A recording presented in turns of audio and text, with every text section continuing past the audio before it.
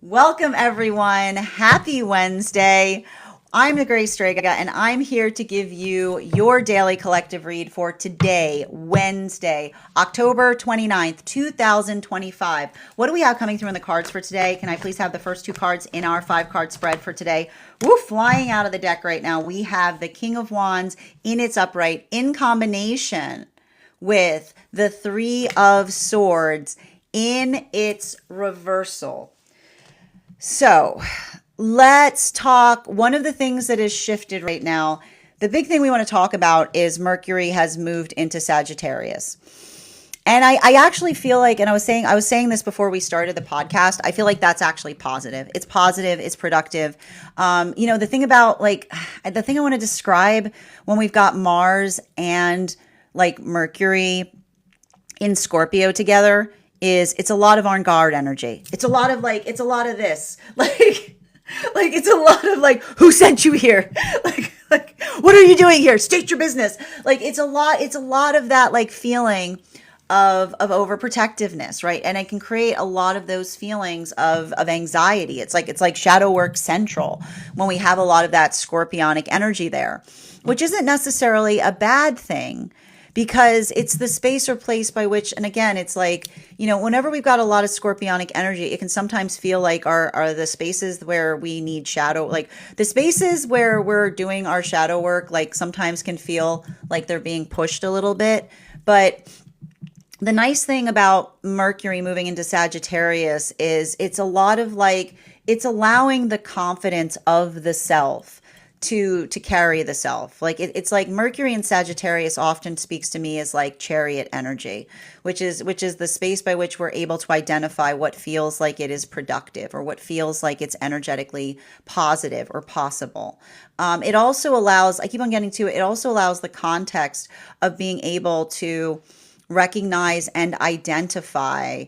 I like to describe it as being able to articulate upon the bigger picture of things, being able to kind of put that force of intention there in relationality to something that you're trying to do in a different way. Now, this is having a different impact depending on where we find ourselves on the frequency cycles. Now, especially and particularly, I want to talk a bit about, we're going to start with the energy and separation, because I keep on seeing that, the thing with these relationships that are coming together right now, these moon partnerships that we're witnessing are really, I keep on getting, they're amplified and articulated upon the ability to work through the modality or the experience of the unfiltered self. Now, that's why I keep on seeing that for a lot of these relationships right now. Remember when I said guard energy or guarded? I want to describe this because what was coming through in our readings previously was the observation that a lot of the energy in separation is working through the lesson that when we dilute ourselves, right? When we dilute ourselves, which means when we try to make ourselves easier to digest to another person, we often have the tendency of entering relationships that are delusional, right? Which is the space by which they don't feel like another person has the wrong impression of us. So that's why we keep on seeing that for a lot of the energy doing that work. This is why, and I keep on getting these relationships that are coming together. They're kind of I keep on hearing they're provocative. They're having provocative conversations, but I keep on hearing it's actually more compelling, not provocative, because they're not speaking from a place of energetic unfilteredness to provoke, right? To provoke another, but rather as a way to fortify the fact that they feel energetically confident or safe within a relationship is what I keep on seeing. Because for a lot of those energies in separation, and I keep on seeing this, it's almost, and I need to point this out, and this is the important thing about being unfiltered, okay? There's an important caveat. I need to stress this, and this is what we often get when we've got Gemini, Uranus and Gemini, right? there's a very important, there's a very important aspect to being energetically unfiltered. And being energetically unfiltered is fine so long as your heart's in the right place. Is what I keep on hearing. If your heart's in the right place, if you've done the work correctly, then it's okay to be unfiltered. Right? It's okay to be unfiltered because it's the ability of being able to accommodate and recognize that that feels like a form of energetic protection. Because if you're unfiltered, right? If you're unfiltered and you're open, like you're open and unfiltered, then if someone does not like what they see there and they go away, it's an oh goody moment.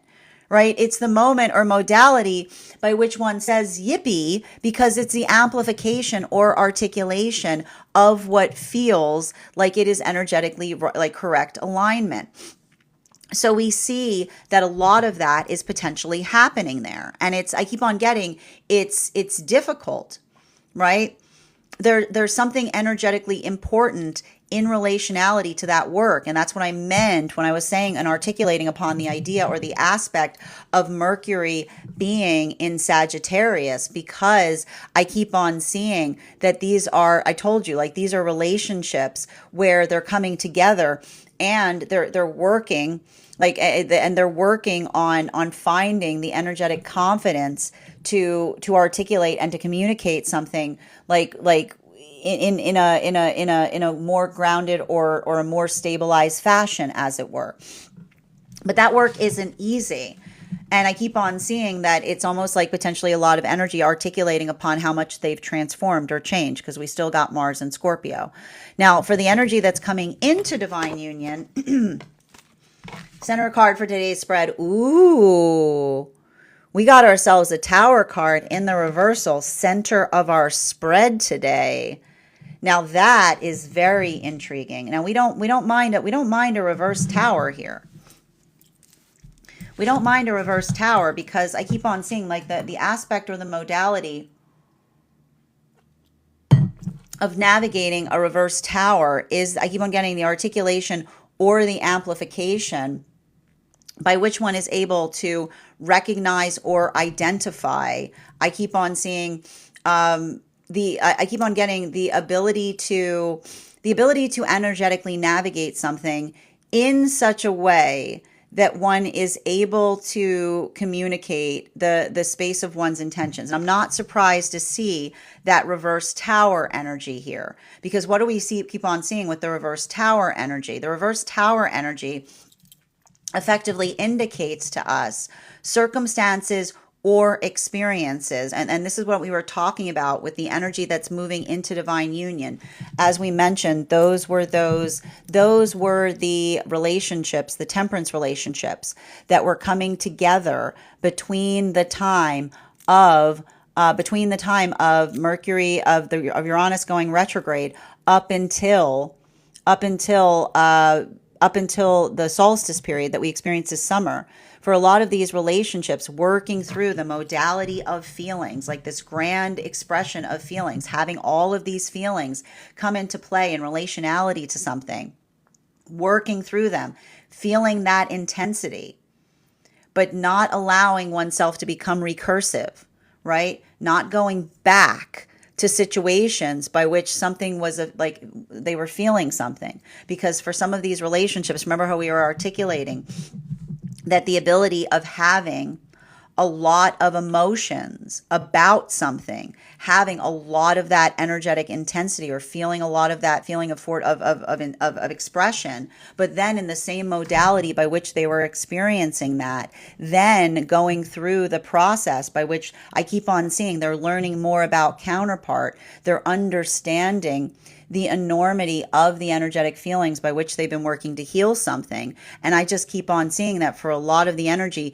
doing that work, that ability of doing so is the energy that's working to preserve the energetic sanctity. They're sanctifying the relationship because they're not centering a past that counterpart has already healed from in the experience of the present. They're working on channeling their energetic feelings about it in creating stabilization and grounding it in the work of present change. So that's why we keep on seeing that there's something about that energy that is channeling into state like stability. And I keep on seeing that is potentially like a deepening of emotions, or I'm getting a deepening of energetic empathy that then's allowing for, I keep on seeing like this, I keep on hearing like it's allowing for the space by which I keep on hearing like the relationship is expanding instead of energetically collapsing, because I keep on seeing that often what happens with, like, that's what happens with a lot of those Neptune lessons, which is the space by which the modality is like you go back to something,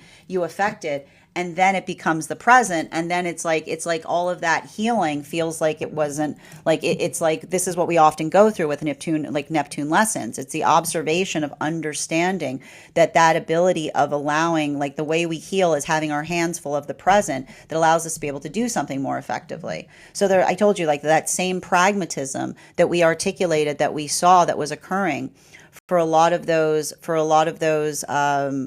energy in separation, we also see as moving through the energy that is coming into union. Now, this brings us to the energy that's deep within divine union. These are those magician relationships that were coming together between the time of the solstice period up until the time of Mercury and Venus stationing direct behind Neptune, which was around, I want to say, mid-March this year. 2 cards to clarify there. Clarification coming through right now with our 5 of Wands in its reversal in combination with our 8 of Pentacles, 8 of Cups in its reversal. So let's talk a little bit about what we're seeing with those 2 cards there, because again, the thing with what we're seeing, and this is what's been so interesting with reading into this energy right now, the best way I can describe the five of Wands in its reversal in combination with the 8 of Cups in its reversal is the conversation in relationality to what feels, I keep on getting like the hard part about some of those relationships right now, and it's interesting, it's like I continued to say, the energy that's coming into divine union is working through Neptune lessons, but the energy that's deep within divine union is working through Saturn lessons. And the hard part working through Saturn lessons is, I would not be surprised, and I was saying this last time we read, if the energy that's working through Saturn lessons is looking at something outside of partnership and realizing or recognizing the energetic absurdity of it. Because, and this is just a continuation of what we talk about or articulate as it relates to working through the context of a Saturn lesson. Because for a lot of that energy, like the ability to, I just keep on seeing they've never been centered in a partnership like this one.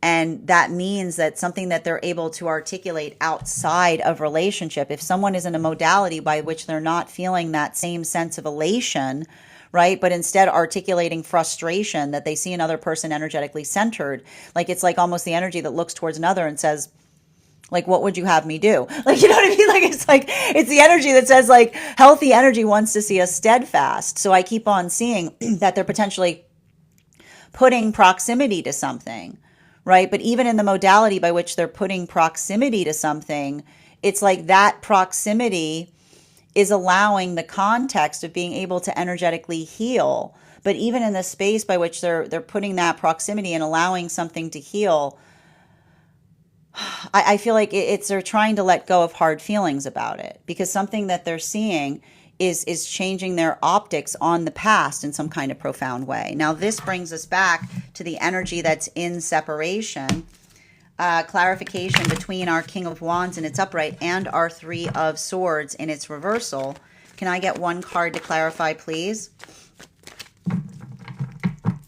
Clarification coming through right now. We've got 2 cards coming out. We've got the 3 of Cups in its upright in combination with our 9 of Swords in its reversal. So this is what I meant like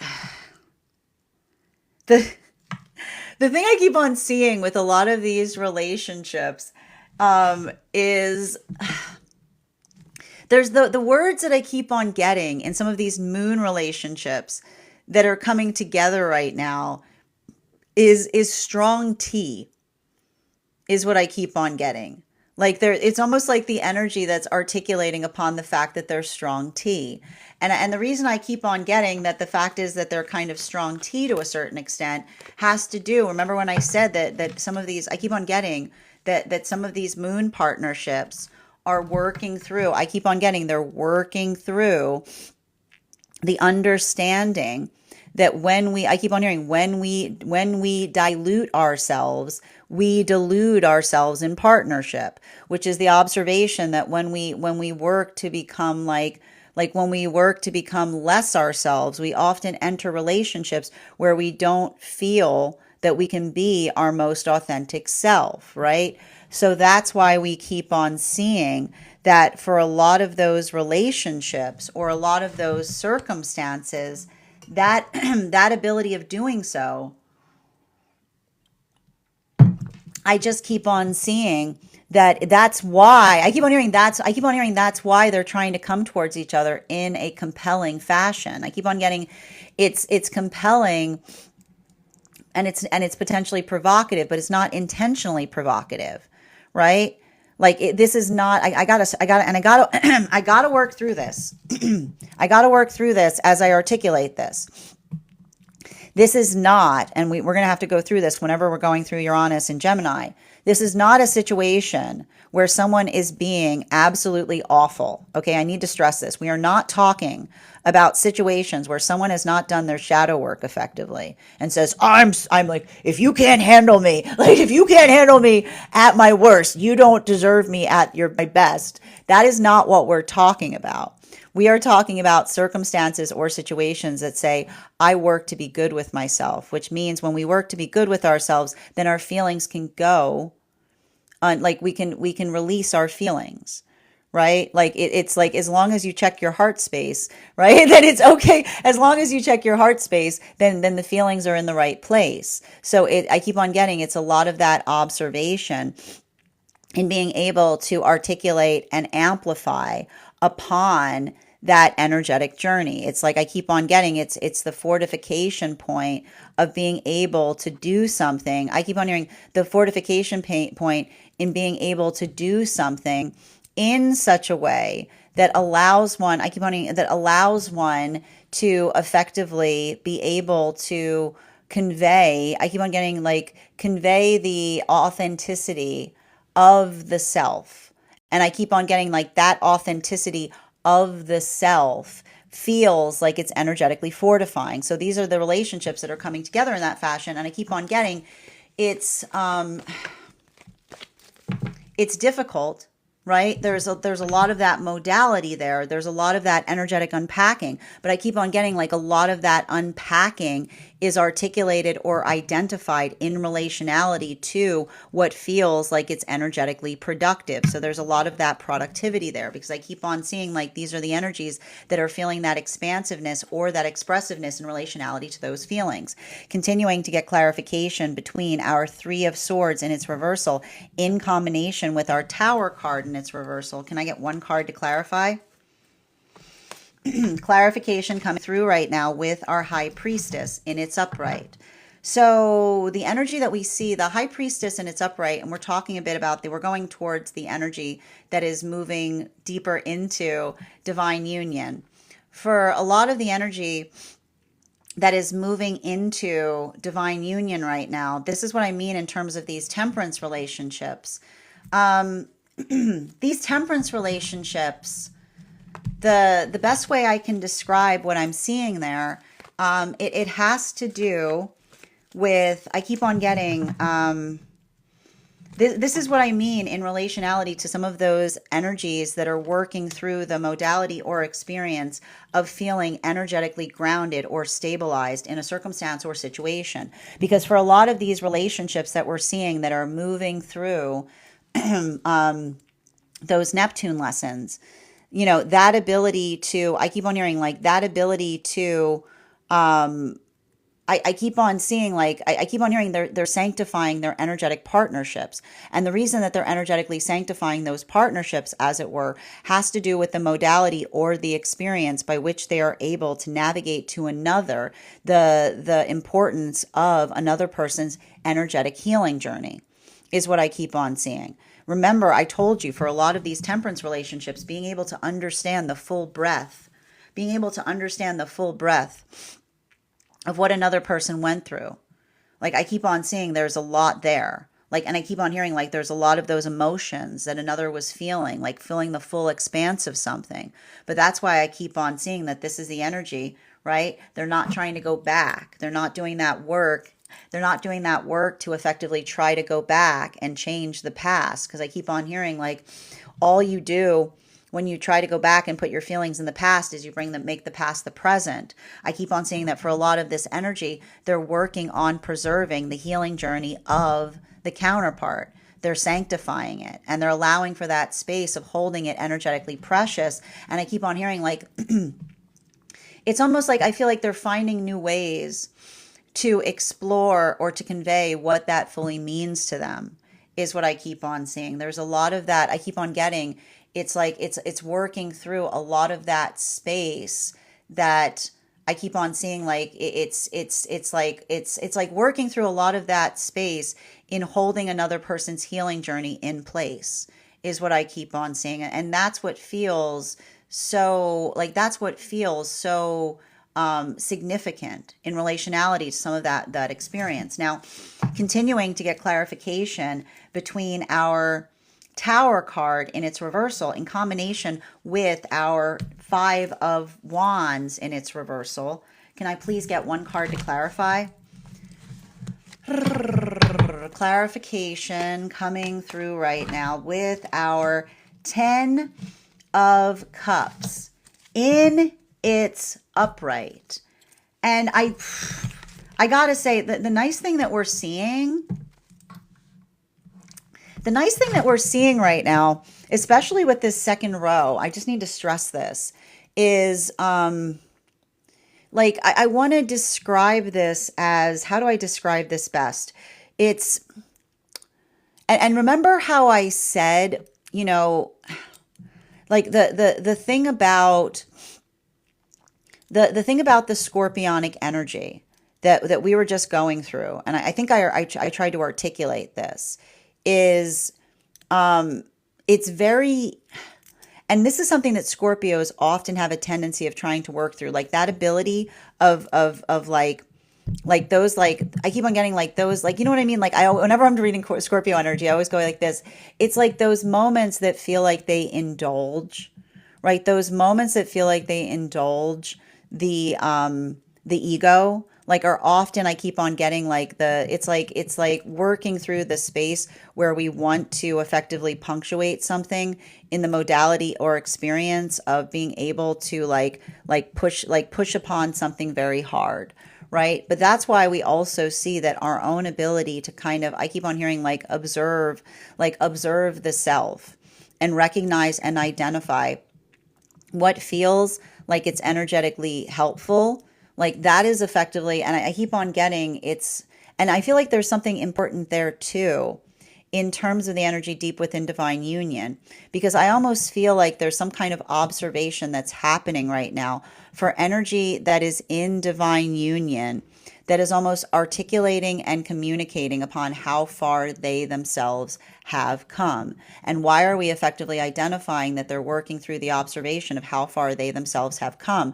Because I just keep on seeing that for a lot of those relationships, they're almost experiencing modalities. And this is often what happens when we're going through scorpionic lessons, those observations or those experiences where we feel that energetic tendency, where we feel that modality by which we almost like observe the modality of how the past self might have navigated something. But then I keep on hearing like the view or the context of the higher self that says like, you know what I mean? Like the observation of that, it often helps us to be able to, I keep on hearing, it helps us to be able to communicate upon something in a better fashion. It allows the context by which we're able to articulate and recognize what feels productive. And so I feel like it's interesting because I'm the reason I'm stressing this is for a lot of these relationships, these magician relationships, it's not the fact that they don't have a lot of feelings for something that they're observing or experiencing outside of a partnership, particularly and especially if they've never felt more stable in a partnership and somebody outside of partnership is not like feeling it in the same accord. But the modality by which they understand what they can change, right? Like what is in their own power to change versus what is in their power to accept. This is why I feel like I told you they're going through a maturation process because I keep wondering, they're accepting that you can't change someone's emotions about something, right? You can't go in there, can't be like, you can't go in there and be like, let me just do this, right? You can't do that, right? Because I feel like I keep on hearing they could try to do that, but it wouldn't be true, right? Like that's the hard part about it, right? It's like it's hard. They could do that, but it wouldn't be like it wouldn't be energetically true. It wouldn't feel like I keep on getting like it wouldn't feel the same, right? And that's why I keep on seeing like I keep on hearing they're being patient with the hope of transformation, but they're also recognizing what they I feel like they trust their direction sense, right? And so there's a lot of that. There's a lot of that. I mean, I keep on getting it's like it's bittersweet. Clarification right now between that 5 of Wands in its reversal and the 8 of Cups in its reversal. Yeah, there's that Ace of Swords in its reversal. So the Ace of Swords in its reversal, I feel like this is a continuation. Like this is effectively a continuation of what we've been seeing. Like welcome, like I gotta stress this. You know, here's the funny thing about it. You'd expect, right? You'd expect with all of these planets that have been hanging out in Aries that there would be volatility. But the thing is, I gotta point this out, Aries is not a volatile sign. There is a misunderstanding about Aries having a modality of volatility. Aries, when it's beautified, is stunning because it is like a clarion call, right? It is the space by which we feel energetically motivated by things like I like to describe it as child energy. You know, it is the excitement and the amplification by which we bring to the world, right? But often I keep on getting when we're not in a healthy space, like what happens to that? It becomes hardened, right? And it's like, and I feel like what's nice about, I got to stress this, you know, and remember when I said, right, like this is the value and the power of this retrograde period. It's like, you know, it's like things are hard and you're like, I need to go harder. I need to go harder. And all of this energy that is like retrograding in the house of Aries is saying, have you tried going softer? And then you say, no. And then you go, why? And you go, because that would make me vulnerable. And someone goes, yeah. Why don't you want to go? Why don't you want to go vulnerable? Like it's like the identification point of being able to understand that there's like that's the inner child healing, right? Like it's the energy goes, I need to go hard, being like, try going soft, right? And just like see how it fits. You know, it's like so there's a bit of that there, and I feel like it's difficult because and that's what I meant about some of these relationships that are coming together right now. Because when I told you about these moon relationships, like the moon relationships are and that's the thing about it. Like the moon relationships are often amplified and articulated upon the observation of what feels energetically reflective. There's nothing wrong, and there's nothing wrong with being reflective as long as you're a clear mirror, right? Like it's like you know, there's nothing wrong with reflection if as long as you're in a, like as long as you're a clear mirror, like that observation or that amplification point in terms of working through something in such a way that it creates the energy of observation.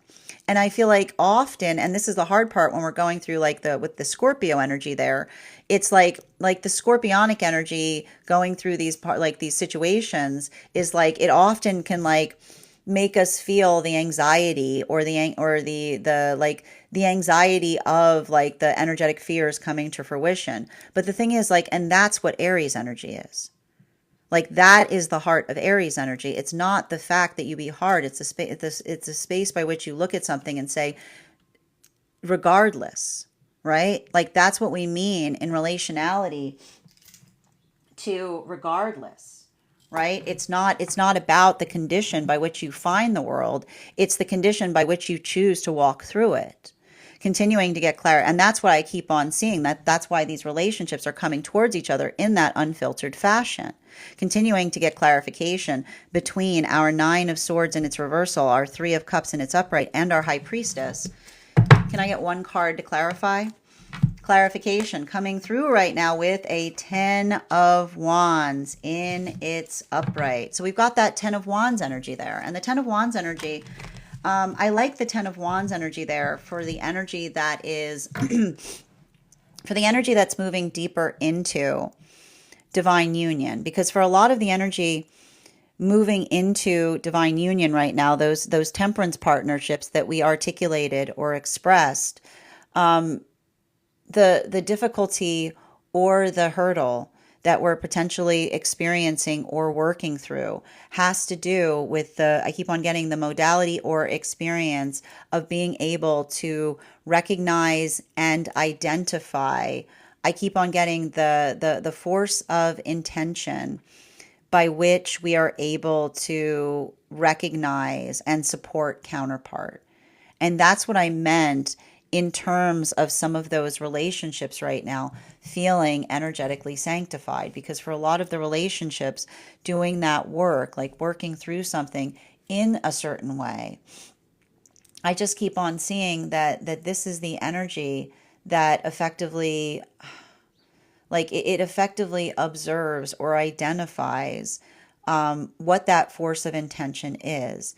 It speaks towards it. And I keep on seeing like the modality by which they're able to amplify and articulate upon that strength of care, right? Like I keep on hearing like the strength of care by which another has worked to like reinforce one's own healing journey. Like I keep on seeing that for some of these relationships, they're looking back on something that counterpart went through and they're having a lot of feelings upon it and almost having the feelings by which they would like to take energetic recursive action on something. But then I keep on seeing the energy that says to themselves, when we take recursive action to things, all we do is drag them into the present, right? It doesn't create, I keep on hearing, it doesn't create the space by which it fixes anything. In fact, it hurts the present even more. So that's why we keep on seeing that for a lot of that energies, I keep on hearing, instead of taking the recursive action to the past, they're shoring up the partnership itself. Right? They're utilizing that energy to build an even more stabilizing place in union. And that's what's so beautiful about it. And that's why the energy feels like it's energetically sanctified, because they keep on saying that the way that we heal is not going backwards. It's by building a present that's even better than before. So I just keep on seeing that for a lot of that energy, like that is like, I keep on hearing that is the space by which I keep on hearing like they're seeking a better shore, because they're finding the shoreness in terms of building a relationship that's better than the one that's something that they experienced in the past. Now continuing to get clarification between our High Priestess and our Ten of Cups in its upright. Clarification with the Judgment card. We've got the Judgment card here, center of the spread. We've got Tower card in its reversal and the Judgment card in its upright. And what we effectively see, like the thing about, like the thing about the modality of those cards right now, and I keep on getting this, like for a lot of the energy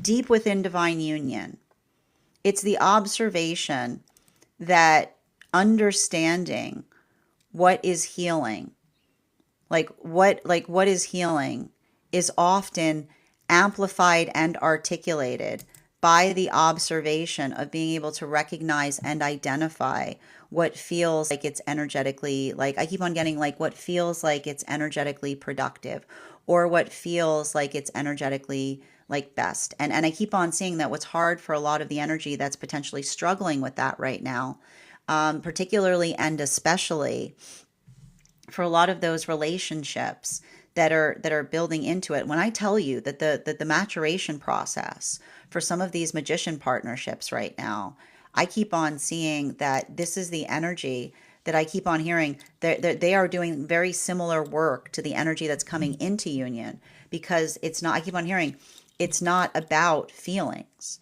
And the reason that they're saying it's not about feelings is like they're working through, like I almost see a moment where they're working through a lot of feelings about something. They're going through a modality or experience where they're feeling some modality of joy around something. And something I keep on seeing in relationality to feeling a modality of joy around something, I keep on hearing it's the energy that articulates and identifies that same sense or that same recognition point of aspiring to have that be something that is shared. So I keep on seeing that that is the observation of the energy that articulates upon the space of often we recognize what feels like it's supportive to us in the space by which others share our joy. So that's why I keep on seeing that for a lot of the energy doing that work, it's not easy, because I keep on seeing that it's the space by which they almost wish that they could go outside of something in partnership and change another person's feelings upon something. But that's what I mean. Like if you see somebody that's not sharing your joy about something, you can't grab them and be like, share my joy, share my joy. That becomes a Saturn lesson. You give it to Saturn being like, share joy. And they go, maybe. Saturn goes, maybe, let's see. I'll take it over there. Maybe they'll share the joy over there. maybe if we go that way, they'll decide they want to share the joy. Continuing to get clarification between our 10 of Cups in its upright and our Ace of Swords in its reversal. Really? Fine. 3 cards coming out. 3 cards coming out right now for the energy and separation. Wow, guys, today's reading, man. We got the Empress and the High Priestess.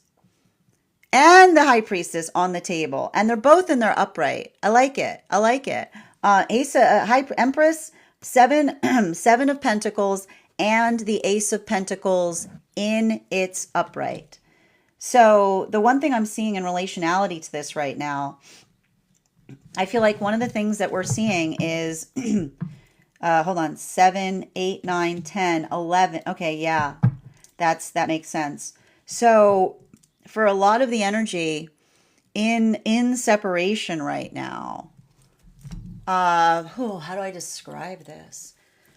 So the energy in separation right now is just, I keep on seeing, like, I keep on getting the same message for the energy in separation. And it has to do with being able to speak upon, like, I keep wondering, the ability to speak upon something that one energetically cares about. And I keep on seeing, like, and this is why we talk about, it's funny because, like, and this is often what we often have to see when we're working through the fact that Gemini's in Uranus. There are those who are like, those who don't fix their heart will go around without their heart fixed and be like, I'm being unfiltered. Ugh, I'm living like, you can't handle my truth. It's like, no, you can't do it like that. Right? Because when you're energetically unfiltered and you haven't done your shadow work, then you're effectively like, you're telling on yourself, right? It's like it's the amplification of the space, and we're all working on it. It's not like it's like we all look for it. But here's the thing, and this is what healthy spirituality is. Healthy spirituality is being on a mission to find one's blind spots. That's what healthy spirituality is. Healthy spirituality is being on a mission. Like we're going on a quest to find our blind spots, right? Because we all have them. And often in the space by which we recognize them, we're able to understand ourselves better. We're able to understand other people better, right? And we're not perfect. And even in the space by which we understand that we're not perfect, that in itself is its own blind spot, right? It's a lot of it's perpetual work, and it's often like it's like spinning plates that often requires like lots of calibration. But that's why like that is the joy that we find in doing so, because it's the amplification of effectively articulating and identifying and trying to find what feels best, that we find ourselves on that journey. And that's why we talk about a healthy manifestation goal is one that is mutually shared, because when we're in the space, right, and it's not that's not everyone, that's not every manifestation goal, right? Because when we're doing the mutual work of trying to find the good, and we're doing the work of trying to find the good within our own self, then we earn the right to be energetically unfiltered. Because in the space by which we're unfiltered, if there's something that we articulate upon and another person goes boo, like runs away from that, we say good, right? Because it's the space by which we understand, like that is the modality by which we recognize and identify who's doing their shadow work effectively. And that's why I keep on seeing that this is the energy in separation. This is the energy in separation that is effectively trying to do that work more, right? Trying to understand something better.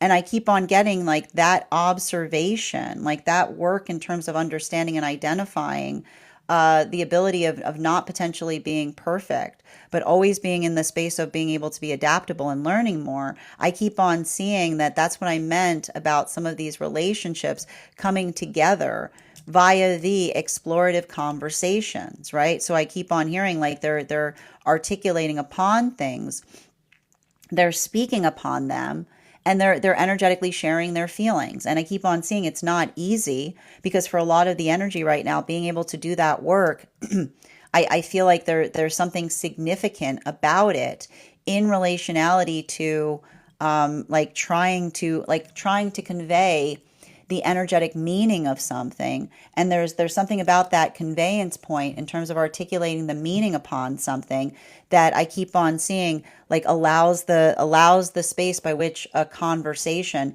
is strengthened and supported. So I keep on seeing that for like that's what I mean in relationality to like a lot of that work, because I almost see the energy that's like I keep on hearing it's like they're also like trying to navigate their own cringe in the process, right? Because we'll often see that when we've got Mercury and Sagittarius. Whenever we got Mercury and Sagittarius, it's like I'm cringe, but I'm free, which is like the space by which we navigate our cringe, because we're like we don't shy away from it. We work to understand it better, because in understanding our cringe better, we understand ourselves better. Because sometimes that's also what shadow work is, right? It's like it's navigating the cringe, continuing to get clarification between our 10 of wands and its upright and our judgment card. Can I get one card to clarify?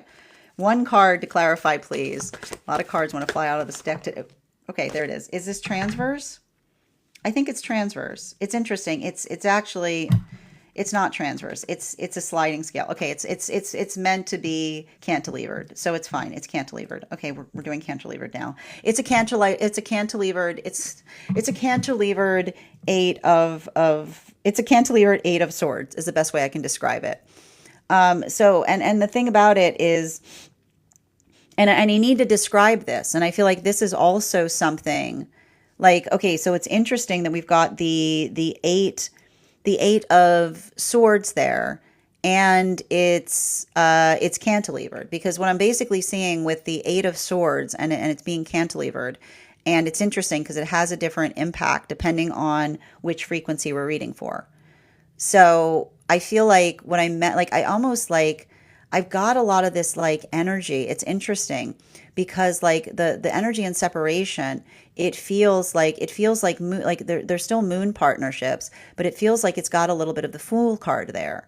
Because the reason I keep on feeling like the Fool card, which is the space by which one says, if like I feel like this is the energy that says, if there's something I said, don't, like it's like I feel like it's the space by which it's like the observation that allows us to understand that even in the process of doing something, we're not going to do it perfectly, right? Because the observation of learning is the observation of not doing something perfectly, right? And there's something beautiful in that, because when we're able to navigate the fact that we're learning, then we navigate the space by which I keep on hearing, we stop demanding from each other, that we're trying, that we're perfect, and then we find the ability to become exceptional because it's the space by which we work to explore and understand something better, right? It's like it feels like I keep on getting the energy in separation is like going through a knowledge share, and even in the space by which they might recognize that they don't understand something correctly, like they're working. I keep on hearing like that's what I like about it, because it's even in the space by which they feel a little bit of those moments of their cringe, and another person saying no, you're okay in that cringe space. Like I keep on seeing like that's what I mean about them being able to heal something, because I keep on hearing like something about these relationships that are coming together right now. They're deep within the heart of courage, right? Now, for a lot of these relationships that are moving deeper into divine union right now, one of the things that we're energetically recognizing or observing has to do with, I keep on getting, for the energy that is moving deeper into divine union, that is the energy that is recognizing. That's what I mean about them navigating their feelings. This is continuing to work through the observation of the energy that understands, that says, if I touch something from the past, it becomes the present. This is the energy that almost, and I need to tell you how energetically sanctified these temperance partnerships are. They're almost observing the fact that their own desire to affect something that the counterpart has already healed from is a very self-indulgent tendency, right? That is the energy that's literally sees themselves clearly enough to say, it would serve my ego, but not the counterpart. It would serve my ego. Oh, would it serve my ego? But it wouldn't serve the counterpart. And that is the calibration point by which the relationship becomes sanctified, because they're not putting their feelings, they're not prioritizing their feelings, they're prioritizing the healing journey of the counterpart. So everything I keep on seeing there, it's like it's a lot of the energy working through that and feeling those emotions, but then feeling energetically fortified by their own observations. Now, continuing to get clarification between our Judgment card, the Empress card, the Seven of Pentacles, and the Ace of Pentacles. May I please have one card to clarify? Two cards coming out. Gosh, very, very gossipy deck today. Okay, we've got here the Page of Pentacles in its upright in combination with our King of Swords in its reversal. This is having a different impact on masculine and feminine energy. Bearing in mind, this is not based on gender, but what one feels most aligned to. And the one thing that we're recognizing right now in relationality to, and we're going to talk a bit about the energy that's moving deep within divine union. Bearing in mind, this is not based on gender, but what one feels most aligned to. How do I describe this best?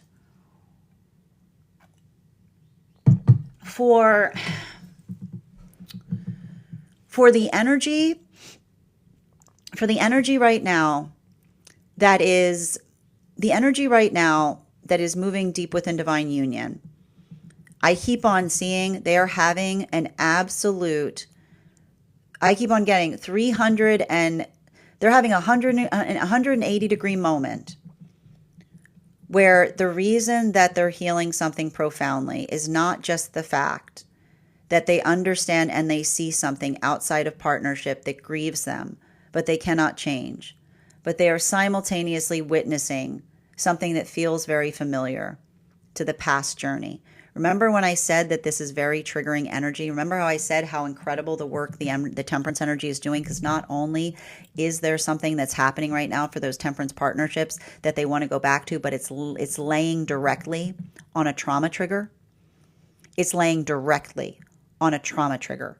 Chiron on Eris. It's not just the fact that they want to go back to fix something for the counterpart. It's the fact that it would feel good to the personal journey to do so. That's what I meant in terms of this being a strength journey for those temperance relationships right now. So it feels like an endurance test.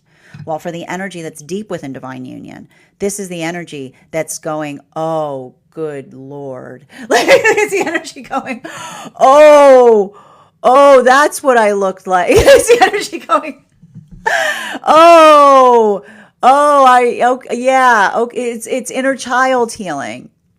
There's inner child healing that's happening there in relationality to seeing something. I'm just going to say, see it like a full circle moment by which another potentially sees something, right? They see something that's happening outside a partnership and it looks awful familiar. It looks awful familiar because they know it, because I told you it's a maturation process. They recognize it. They remember what it felt like. And that's why I keep on seeing, for a lot of the energy doing that work, it's heavy, right? But it's also it's the appreciation of another person understanding and recognizing how far they've come. Right? Like that's what I meant. Like I told you, it's like these are these are like magician energies that are like understanding something right now on a like I keep on hearing, like there's like this is wisdom is what I keep on seeing, continuing to get clarification. Final card for today's spread, between our Eight of Swords in its upright, our Page of Pentacles in its upright, and our King of Swords in its reversal. Can I get one card to clarify, please? Clarification coming through right now with our five of Pentacles in its reversal. So let's talk a little bit about the Five of Pentacles here, because I keep on seeing with the Five of Pentacles in its reversal, the thing I keep on seeing in relationality to that, I keep on getting it. It has to do. It has to do with the modality and experience of working through. I keep on getting like.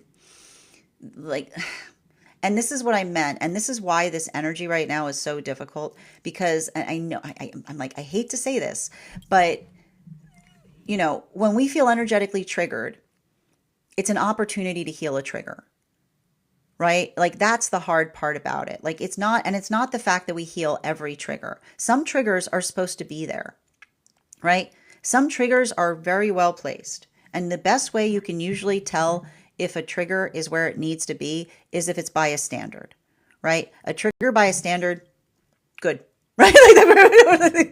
Triggers are good. Triggers are where they need to be. But we work to heal trauma triggers, and trauma puts triggers in weird places, right? And what happens when you have a trauma trigger, right? You feel like you're right back there, right? You're immediately, you're like, boop, now I'm this person. Like, you know what I mean?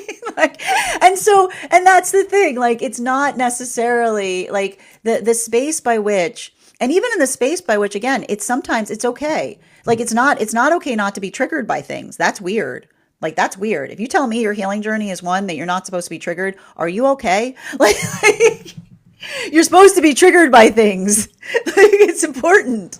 But that observation, right? Like that observation of being able to recognize and identify, case in point, that recognition point in terms of being able to like recognize and identify what feels like it's a healthy trigger, being like, yeah, I'm upset. Yeah, I'm upset. Versus being like, I'm upset for a weird reason. That's a me thing. I got to work. You know what I mean? Like, that's usually the assessment in terms of how far you've come on your healing journey. But like even in this, and this is why often, I told you, like the healing journey is working to understand our blind spots, because the more we understand them, and listen, here's the word, I know it sucks. Some trauma triggers are never going to go away. I wish I could tell you, like there's some trauma triggers that we'll spend a lifetime trying to dissolve. But that's okay, because the act of trying to dissolve them is the most blessed act, because it's the space by which we understand what it is that we're trying to work through better. That's literally Chiron's journey, right? That's literally the work that we do. And I feel like a lot of the space by which we understand and recognize that, and we put our force of intention there, it's like that is the shape of our heart, right? Like that's the shape of our heart. It's the space by which we understand what we put our energetic effort to. And we're not perfect in that journey. And that's why I keep on seeing like that's a lot of the space by which I feel like there's a lot of that healing that's coming through the frequencies right now, particularly in relationality to like the journey of the self. Now, for a lot of the energy, I keep on getting for a lot of the energy that's in separation, I feel like there's almost like some kind of modality of like forgiveness here. And I think it's interesting because I almost feel like the energy is building into a relationship by which they're forgiving. I keep on getting they're forgiving the past self, right? And I feel like in the space by which I keep on hearing, it's only by forgiving the past self that we work to rectify the present, right? It's the observation or the recognition point of being able to see something that we're trying to do better, right? The space by which we're trying to work through something. And I keep on hearing like the reason that the energy is coming towards each other unfiltered is almost a space by says, if I'm wrong about something, please feel free to correct me, right? It's like they're giving each other permission to be vulnerable. And it's like that vulnerability speaks volumes because it's giving them, I keep on hearing like they're giving each other the gift of discretion, right? Now, for the energy that's moving deeper into divine union, for a lot of the energy that's moving deeper into divine union right now, that discretion point, and I keep on getting the discretion point is protecting the sanctity of the healing journey of the counterpart, right? Like this is not the energy that's grabbing the counterpart and saying, we're going back to the past because I have feelings about something that I need to rectify. This is the energy that goes, I am utilizing the power to channel the energy into creating a better present instead of centering the past because I have feelings about it. So I keep on seeing for a lot of that energy, it's working through, it's like working through volatility and then allowing it to become something greater, right? They're literally in the act of energetic creation. They're taking that force of frustration and they're moving it into the act of creation, into the partnership, right? Looking at something from the past that hurts and saying, I'm going to do something even better here, right? It's like a lot of that type of energy. While for the energy that is deep within divine union, this is the energy that's working through some very profound healing and relationality to the energetic connection surrounding partnership.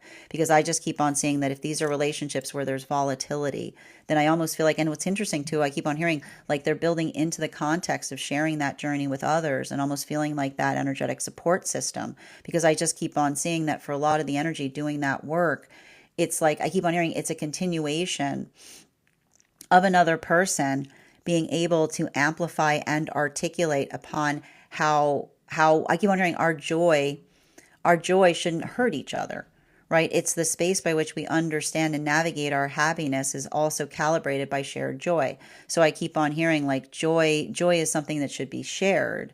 And that's why often when we're feeling that modality by which we're experiencing joy and another person feels like they're going through hard feelings, we give them the gift of proximity, not to hurt them, but in that modality, and this is how we can usually tell when someone's too much in their egoic journey. When someone's too much in their egoic journey, there's nothing that you can do that another person might not see as hurt, right? It's like it's almost like this is how we recognize and heal our relationships, which is not just holding hurt, but then looking at something clearly and saying, what can someone do to rectify? Because and in those modalities, like I almost see some energy. It's interesting. I've got energy that's deep within divine union, moving into healthy separation as it relates to the observation of another that does not share joy upon a partnership. But even in that, I see as a maturation process. Bottom of the deck on this reading, Hierophant in its reversal. Now, the Hierophant in its reversal speaks to us about, like, I want to say, like, the Hierophant in its reversal, it requires the modality by which we understand that, like I keep on hearing, the pathwork of understanding is often the pathwork by which we work. I keep on hearing we work to advance upon something that we understand, right? It's like it's giving me, like I keep on hearing, like it's the observation and recognition of what it is that we're trying to do in a better way. And that's what I meant about this energy being very difficult for those who have like very firm, like when I like to describe like healthy observation of things is like the shape of things. It's understanding that concepts are round because you can understand and look at something through a certain optics in order to understand it. But if you're someone who has like hard lines on things, that's often indicative of shadow work, because you're like, I have one rule, I never depart from the rule. But like the thing is, like you can't do that. Like the world is a complicated place, and that's why we look at things in the observation of the personalization of experiences. It's the observation by which we understand the shape of things, to be able to understand what feels like it's energetically balanced. So I feel like that's the hard thing about this type of energy, because like I said, it can be triggering. But if you're not in a healthy place by which you're trying to observe the trigger, then instead you just activate upon the trigger. So it can often create those modalities by which, if some, like, I want to say, if you're feeling, I want to say, if you're feeling ungrounded in energy like this, I want you drinking water. I want you stabilizing. I want you to remember that Spirit's first directive is always to take care of the self first, because by taking care of the self first, you're able to be most beneficial to those around you. So even if this feels like, I keep on hearing like, because I feel like this energy is often intense. It feels like I said, it's the energy that's like, you should try something harder. That's what I mean when I say, have you tried being softer? Like, have you tried a softer approach? So make sure you're bringing that softness to the self first and foremost, because that's where the compassion lives, and that once we feel that softness, we're able to give it to those around us. That is our daily collective read for today. I want to thank you guys so much for being here and experiencing it. Just a reminder, if you'd like to book a private reading with me, it is a 2-step process. You have to book the reading, you have to pay for the reading. Please make sure you do both if you'd like to have that reading. Most importantly, please remember that I will never, ever, ever, ever, ever, ever, ever, ever, ever, ever, ever reach out to you for a private reading. I will never DM you. I will never PM you. I will never slide into your inbox and tell you that I have a very important message that only I can deliver. The only way you can book a reading with me is if you book one on my site. So I would encourage you to do it there. A couple of updates before we move into personal readings today. First and foremost, I want to thank everyone that took the time to come to our recent class on the moon card. Our next class will be held on Thursday, November 19th at 6 p.m. PST, 9 p.m. Eastern. We will be continuing our studies into the tarot with a focus on the sun card. If you would like to become a part of that tarot class program, all you need to do is head on over to my stack and become a paid subscriber. Your paid subscription to my stack is your ticket of entry into our live classes each and every month. You will also, as a paid subscriber, have access to over 9 hours worth of material in the Tarot Church Library Class Archive. Now, it's not necessary to catch up. I do my best to give you an update on everything we've studied prior to beginning the class to start, but now is a great opportunity if you want to join, because if you wanted to take some classes, you've got a whole month between now and the next class. You'll also have access to a one-on-one chat with me and the other students to ask any questions that you may have in relation to anything we've learned and studied thus far. And if you become a founding member to my stack, not only will you receive a discount on the full year's worth of classes, you will also receive a complimentary one-on-one mentorship class with me, where I will meet with you personally to assess where you are on your own personal tarot journey and give you the best insights in terms of how to utilize those classes to the best impact moving towards your tarot goals going forward.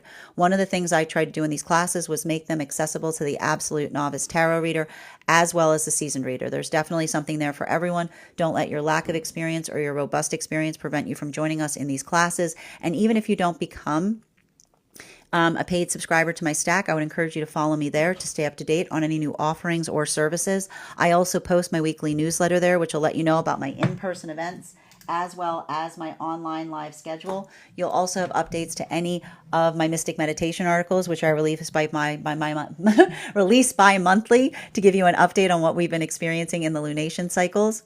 I also want to let you guys know that on top of my standard life path readings, I also offer mentorship classes. These are for any of my students seeking a more personalized educational experience with me. I take a very limited number of students for this reason, as those classes are focused on each individual's personal spiritual goals and journey work. Those classes can be purchased on an individual level or as a monthly class series, weekly or bi-weekly as your schedule permits. Also, for my students seeking more consistent weekly tarot support, I'm very happy to offer weekly tarot insight packages. That is a package of 4 30-minute readings, again, weekly or bi-weekly as your schedule permits, so that you can stay more consistent on your personal journey. I'm also very happy to now offer dream interpretation readings, which can be purchased per dream or as a series. If you purchase a series, I would encourage you to keep a dream journal, as we will meet weekly or bi-weekly with that journal and utilize the tarot to understand the key themes and messages coming towards you in the dream space. I want to thank you guys so much for being here today and sharing in these messages, and we will do this again soon.